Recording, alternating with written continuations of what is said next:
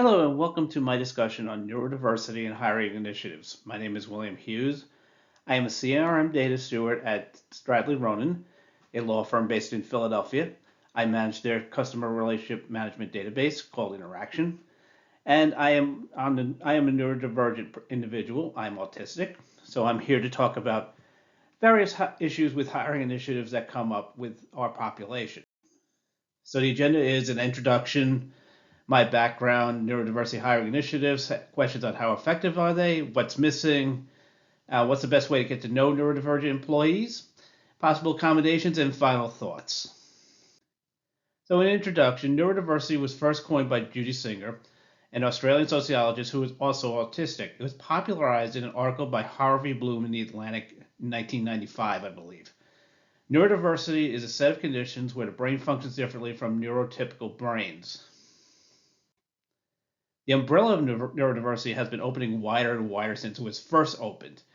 Now there's many different conditions that fall under the neurodiversity umbrella. It includes neurological, such as autism, ADHD, epilepsy, Tourette syndrome, and psychiatric, which includes bipolar disorder and borderline personality disorder and narcissistic disorder, among other conditions. So here's my background. I'm a late diagnosed autistic man after reading The Little Professor Syndrome in the New York Times Magazine in 2003. The article was written in 2000. I was examined and determined to have Asperger's syndrome, which later was changed to be considered part of autism spectrum disorder in the DSM-5. I have a bachelor's and master's in political science. I have a second master's in data analytics, and I'm currently a PhD student in global leadership with a goal of creating a leadership development program for first autistic and later neurodivergent people. I've worked as an information security officer, data analyst, data auditor, and currently am the CRM data steward. I was featured in an article written in 2015 about my experiences in a hiring initiative, and I'm the publisher of a second. It appeared in a Canadian journal in 2021. I've been married for 12 and a half years. That was neurodiversity in the United States. Neurodivergent people make up about 20% of the population. That's 1 in 5 have some condition or a combination of conditions that are in the neurodiversity umbrella. Many of us are self-diagnosed, and many others may not even be aware of their condition or conditions. Autistic people, such as myself, make up about 2.7% of the United States population, and the majority of neurodivergent autistic adults are unemployed. The calculation is as high as 85% in the autistic community. That may be different. I think it depends on who you ask. Okay, let's talk about neurodiversity hiring initiatives in the United States. Although hiring programs for autistic people have existed before, the first major hiring initiative was by SAP in Wilmington, Delaware in 2013 when they worked with Specialty Sterna, an international organization that helps autistic adults get into the workforce. SAP has since committed to having 1% of the workforce be autistic or neurodivergent. The second major initiative was by Specialty Sterna with Towers Watson and White Plains in 2014. This was a temporary assignment as a pilot project, however, one person was kept on afterwards, which was me. Hiring initiatives have changed from focusing on autistic adults to the entire neurodiverse community. Companies with such initiatives include Microsoft, Goldman Sachs, Ernst & Young or EY, Deloitte, UBS, and many more. Some work with organizations such as Specialty Sterna, some are handled independently. Now, a recent example of a major hiring initiative was announced in April of 2023 when Select Greater Philadelphia announced a partnership with the Precisionist Inc. to hire 500 autistic people. This is being coordinated with the A.J. Drexel Autism Initiative, PICO, Independence Blue Cross, and other Philadelphia region organizations. Now, one big question is how effective are they? While neurodiversity hiring initiatives do help improve the quality of lives for many people, there are some criticisms based on the experience of those who live with these conditions. First, the type of jobs offered are limited, with an overwhelming majority of them being STEM related, which is science, technology, engineering, and mathematics, usually the technology end. Companies fail to understand that if autism is on a spectrum, then so are our talents. Second, the jobs are often low level. As an entry to the workforce, this makes sense. However, educational backgrounds are often not considered. It's not uncommon for people with multiple advanced degrees to be doing entry level work. For example, when I worked at Towers Watson, I had two individuals with degrees in engineering, and one of them had a second bachelor's in psychology. So that suggests that there is some sort of mismatch between education and skill set. Now, third, the neurodivergent employees are rarely considered for advancement or promotion after staying at their job for several years, and almost never considered for management or leadership roles. This is why I'm developing the program. This is partially based on my own experience. This is something that I feel needs to be done to help improve the accessibility to higher level positions for neurodivergent people. Now, what's missing? First, career development, career advancement, and leadership development are central to anyone's career, yet they're often missing from neurodivergent employees' careers. This is in part because the initiatives don't consider improving the way that people advance in their careers. I think this is a continuing issue. I think it's something that's central to what I tend to do with my research. However, there are 2 doctoral students currently working towards development of leadership programs for neurodivergent people. Both dissertations are likely to be defended in 2026. However, they're discussing a collaborative project.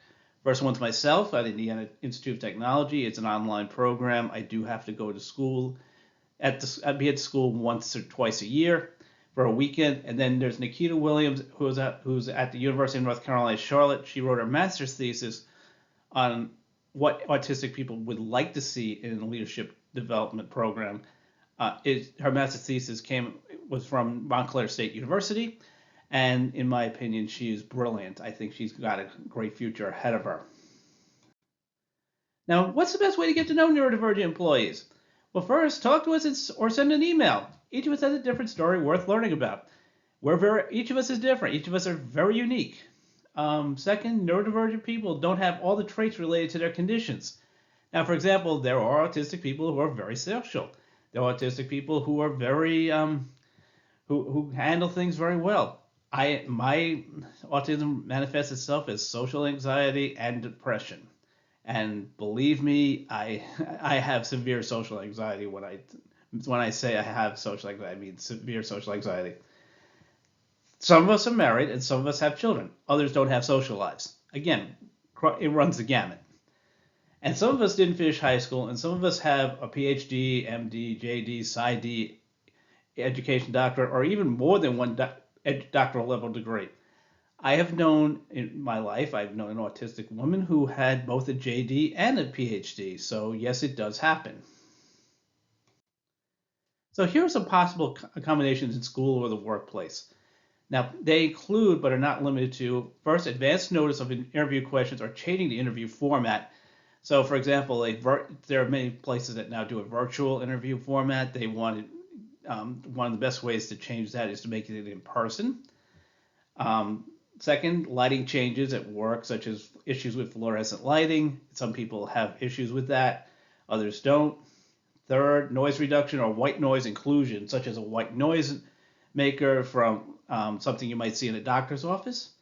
Fourth is something called stimming, which is the use of fidget toys or something that they can handle or feel for a few seconds at a time. It's something that's very common in the neurodivergent community. There's flexible work hours or work from home. I think that's becoming more common anyway. However, the flexible work hours is a new one. I think that is going to take off a little bit. It means that people don't necessarily have to work 9 to 5 or 8 to 5, or they can work whenever they're comfortable as long as they get 40 hours a week. Also, frequent check-ins with a manager or job coach.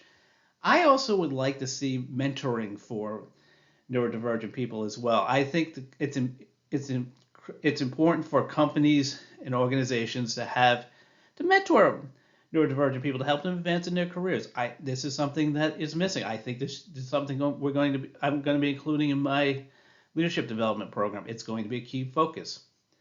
Now, each of us need a different set of accommodations, but they are almost all no or low cost, less than $500. Some of us don't need any.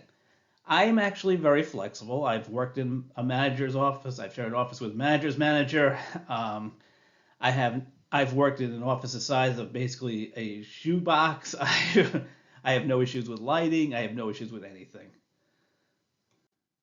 Now, this is a personal belief. True inclusion is not a zero-sum game. You can't include one person and exclude another. True inclusion is when everyone gets the same opportunities in life. Now, I believe that inclusion for neurodiversity is important, but I also believe inclusion for everybody. Regardless of who you are, where you come from, what your background is, we all deserve the same opportunities in life. We all need to end discrimination in all forms. And to me, this is as important as anything I say today. So some final thoughts. Neurodiversity is a growing field study with many areas unexplored, and each of us has a different story to tell. Hiring initiatives are helping improve the quality of neurodivergent people's lives. However, there's far to go. And we need to work together to make sure we all get the opportunities we want in our careers and our lives. So I want to thank you for watching the video. I can be reached at williamhughes11@hotmail.com. My LinkedIn profile is on the screen. And I have a YouTube channel on leadership and neurodiversity. I've done a few videos. It's a work in progress. It's meant as much to improve my public speaking skills and my public presentation skills as it is anything else. And I truly thank you for taking the time to watch this. And please feel free to contact me if you have any questions. Thank you again.